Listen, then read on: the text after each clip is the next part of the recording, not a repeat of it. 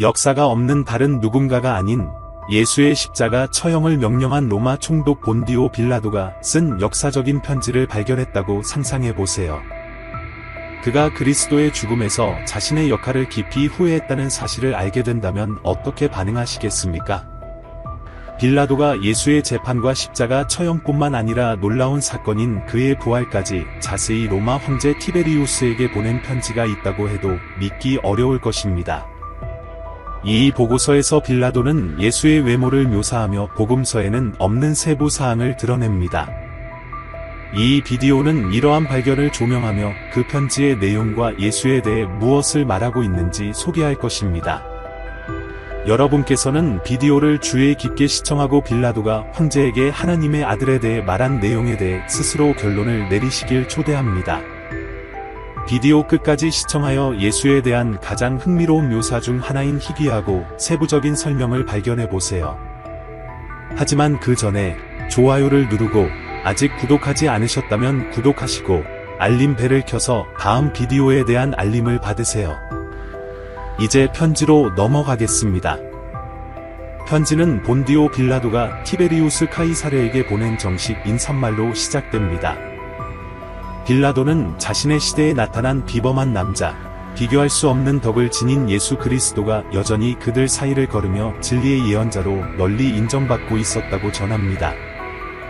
그러나 그의 제자들은 그를 하나님의 아들로 불렀습니다. 그들은 그가 불가능한 일을 할 수 있다고 믿었기 때문입니다. 죽은 자를 살리고 온갖 병을 고치는 능력입니다. 이러한 말을 읽을 때 티베리우스에게 이 보고서가 어떤 영향을 미쳤을지 상상해보세요. 그는 로마 총독으로서 예수와 같은 비범한 능력과 존재감을 지닌 사람에 대해 증언하는 것이 그를 만나는 이들에게 깊은 인상을 남겼을 것입니다. 빌라도는 많은 사람들에게 존경받았음에도 불구하고 예수가 종교 지도자들 사이에서 질투를 불러일으켜 결국 비극적인 재판과 십자가 처형으로 이어졌다고 언급합니다. 그리고 바로 이 지점에서 묘사가 매혹적으로 변합니다. 빌라도는 예수의 외모를 세부적으로 묘사하며 마치 그의 이미지를 불멸화하고 싶어하는 듯하여 읽는 이가 예수를 직접 보거나 다른 보고를 들었을 때 그를 인식할 수 있도록 합니다. 예수는 키가 크고 인상이 강한 남자로 묘사되며 그의 얼굴 표정은 사랑과 두려움을 동시에 불러일으켰습니다. 그의 생김새는 독특했고 그를 바라보는 이는 거의 경건한 존경심을 느꼈습니다.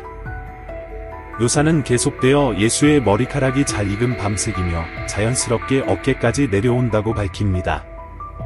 이러한 특징을 단순히 언급하는 데 만족하지 않고 빌라도는 그의 머리 꼭대기 부분에 자연스러운 가르마가 나 있었으며 이는 나사렛 사람들의 스타일과 유사하여 그의 독특하고 문화적으로 중요한 이미지를 강화한다고 관찰합니다. 빌라도에 따르면 예수의 이마는 평평하고 매우 섬세하여 비정상적인 부드러움을 반영했습니다. 그의 얼굴은 놀랍게도 흠집이나 주름이 전혀 없었으며 마치 그의 피부가 결점을 피한 듯 했고 얼굴을 장식하는 가벼운 홍조는 그의 외모를 더욱 조화롭게 만들었습니다.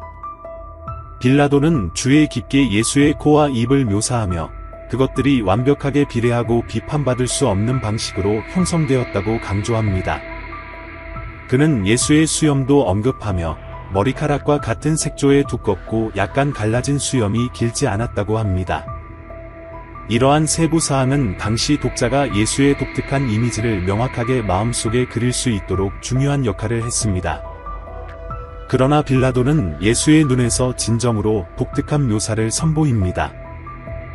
그는 예수의 눈이 회색이며 맑고 밝아 그가 눈을 마주치는 모든 사람의 내면을 꿰뚫는 듯한 강렬함을 전달했다고 말합니다.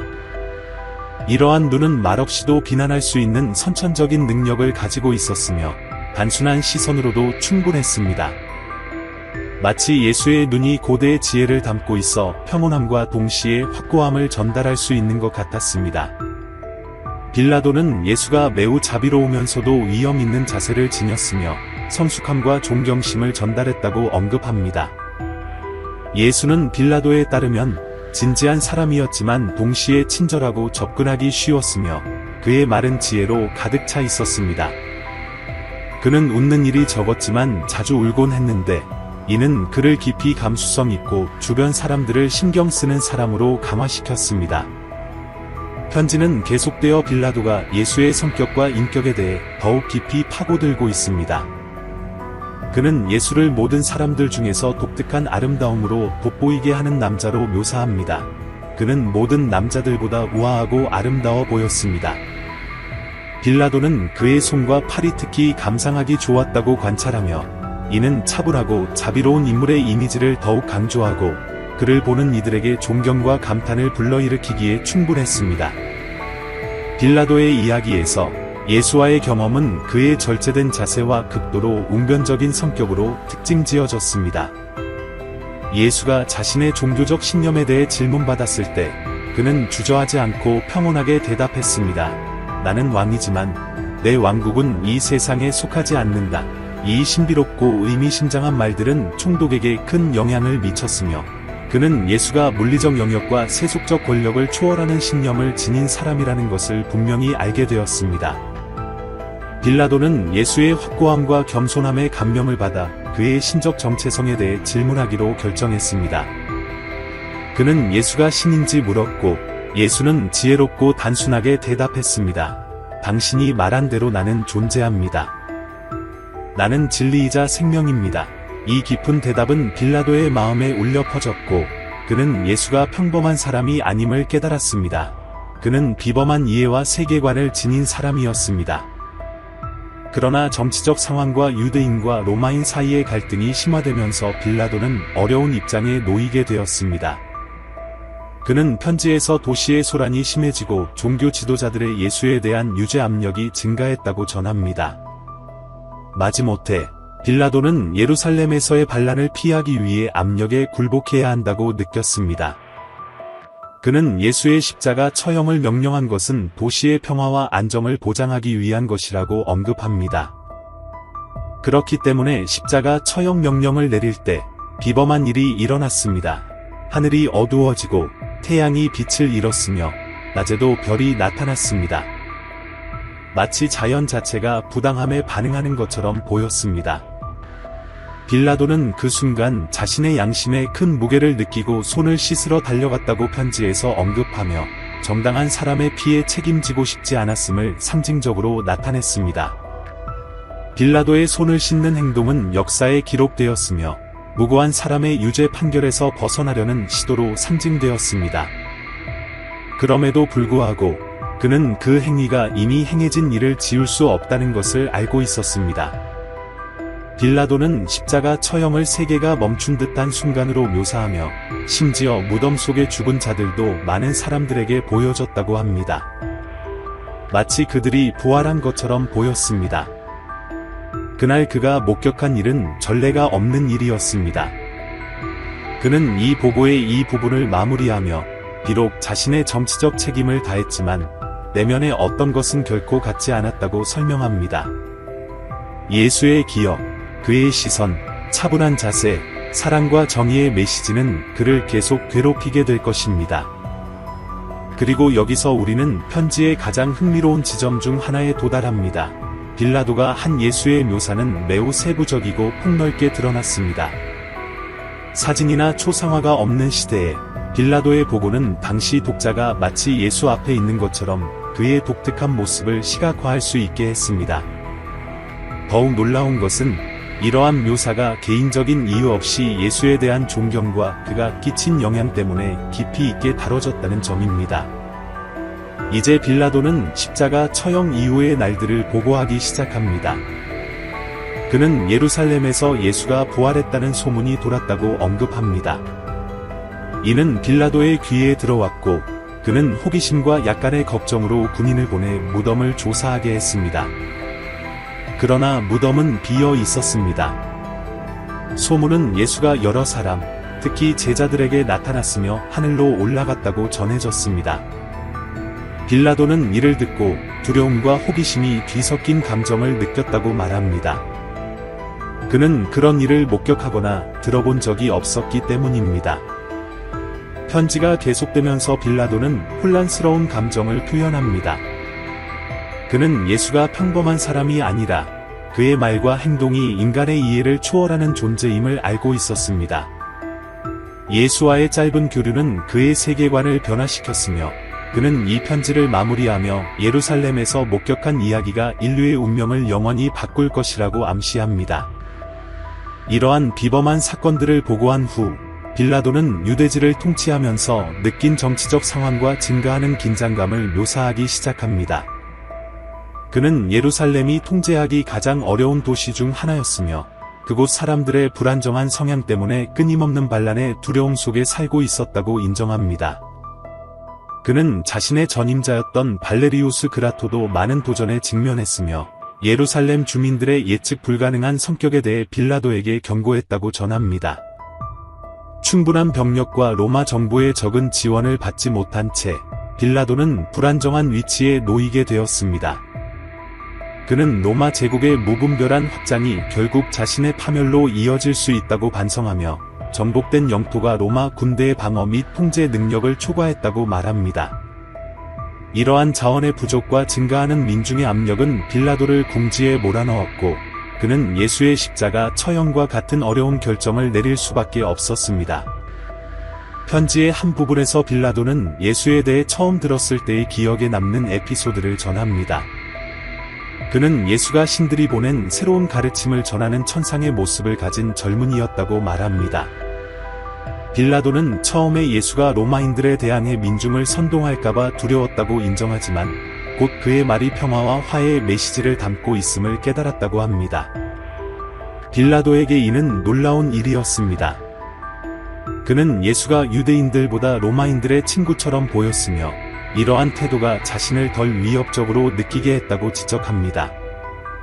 어느 날 실로의 저수지를 지나던 중 빌라도는 사람들이 모여 있는 것을 보았고 그들 중 한가운데에서 나무에 기대어 차분하게 설교하는 평온한 남자를 발견했습니다. 누군지 물었을 때 그 사람이 예수라고 알려졌습니다. 빌라도는 그 장면을 잊을 수 없다고 묘사합니다.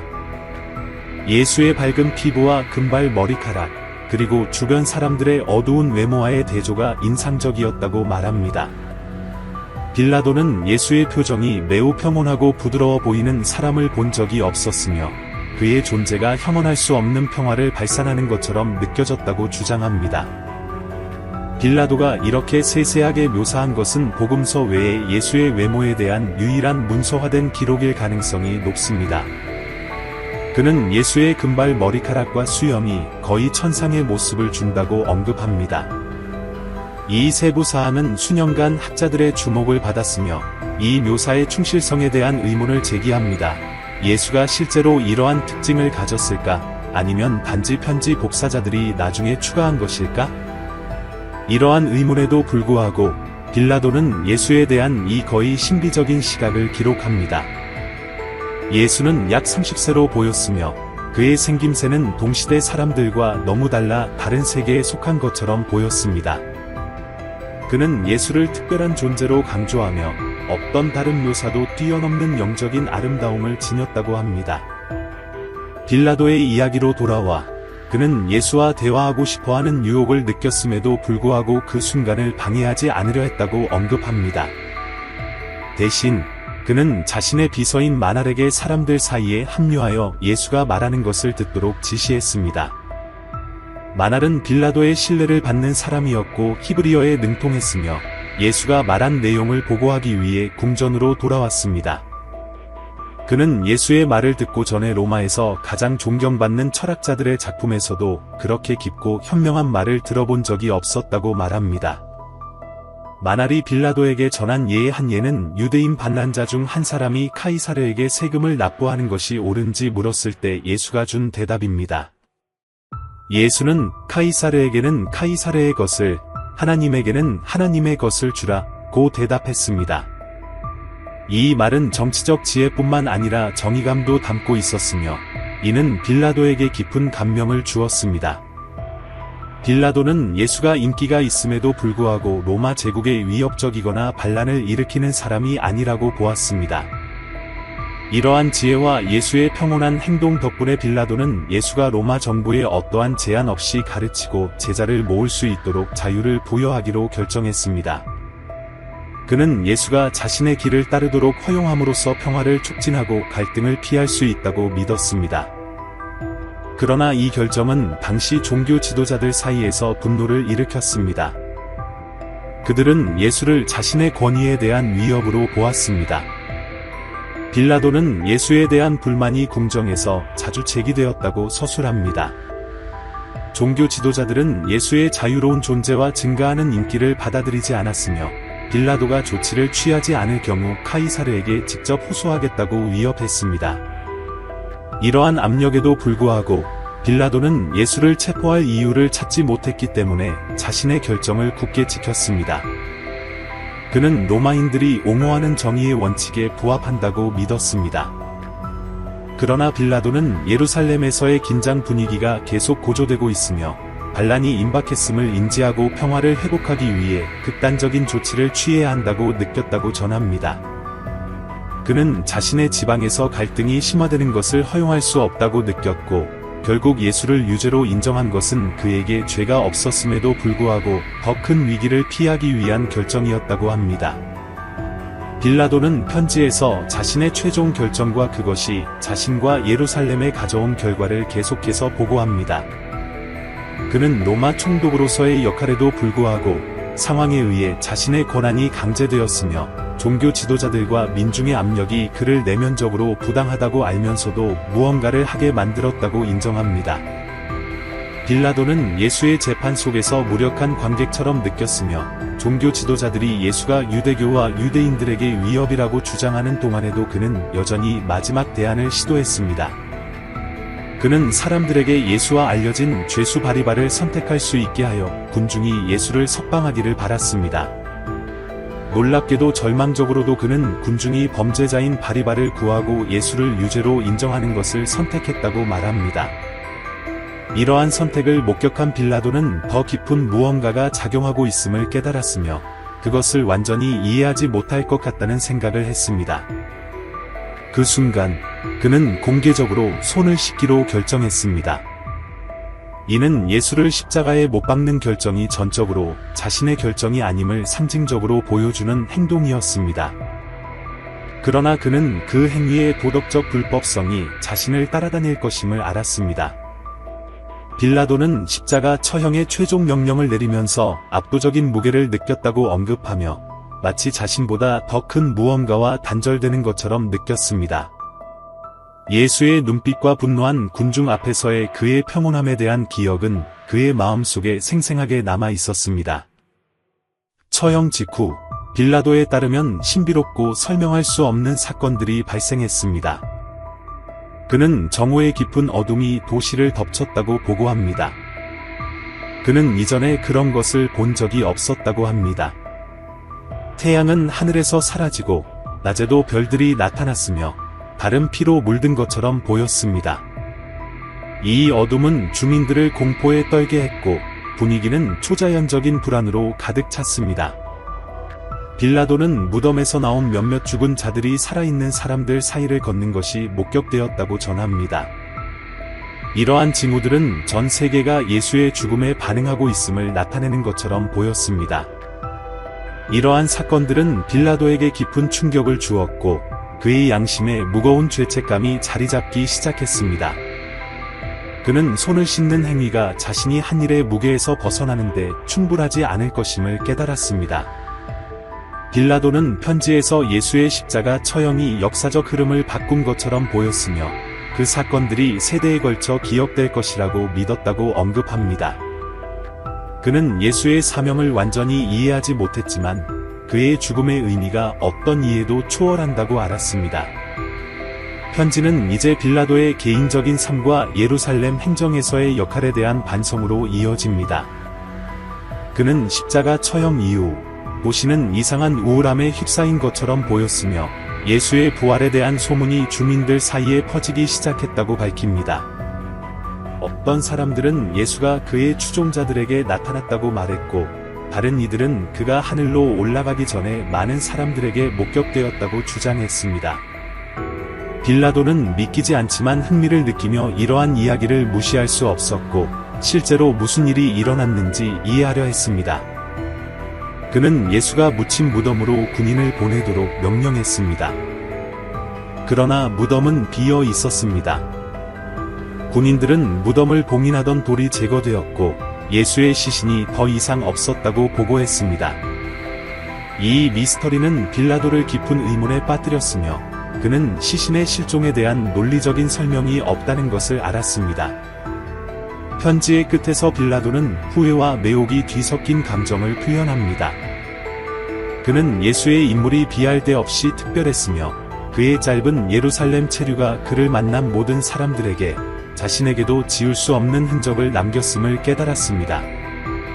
빌라도는 되돌아보면 예수와의 짧은 만남으로 인해 자신의 삶이 변했으며 더 이상 예전의 자신이 아니게 되었다고 인정합니다.